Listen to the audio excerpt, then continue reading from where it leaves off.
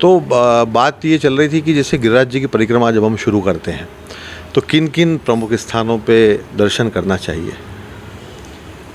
गिरिराज जी की परिक्रमा करते समय स्थल तो बहुत सारे हैं। गिरिराज जी की परिक्रमा करते समय कुछ स्थल ऐसे हैं जिनका दर्शन करना अनिवार्य है। अगर उनका दर्शन हम लोग नहीं करेंगे या जो वहाँ करना चाहिए वो नहीं करेंगे तो परिक्रमा कुछ अधूरी जैसा समझना। बिल्कुल बिल्कुल सही।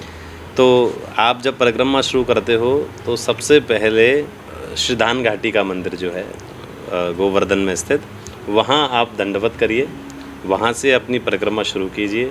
उसके बाद दूसरा स्थान गोविंद कुंड, ये आन्योर गाँव के आगे थोड़ा पड़ता है, वहाँ गोविंद कुंड है। उस गोविंद कुंड के आगे आप जैसे चलोगे तो पूंछरी का लौटा, वहाँ दर्शन कीजिए। उसके बाद सीधे इंद्र पूजा स्थल, ये तो अंदर की जो परिक्रमा है तलेटी वाली उसमें पड़ेगा, जहाँ पर ठाकुर जी ने 56 भोग होगा। इंद्र पूजा स्थल पे दर्शन कीजिए। गिरिराज जी मुखारविंद जतीपुरा पर श्री गिरिराज जी को दूध धराइए। उसके बाद सीधे आप लोगों को उद्धव कुंड की तरफ प्रस्थान करना है। उद्धव कुंड को प्रणाम करो। उसके बाद राधा कृष्ण कुंड को प्रणाम करो, वहाँ आचमन लेने का भी भाव है राधा कृष्ण कुंड पे।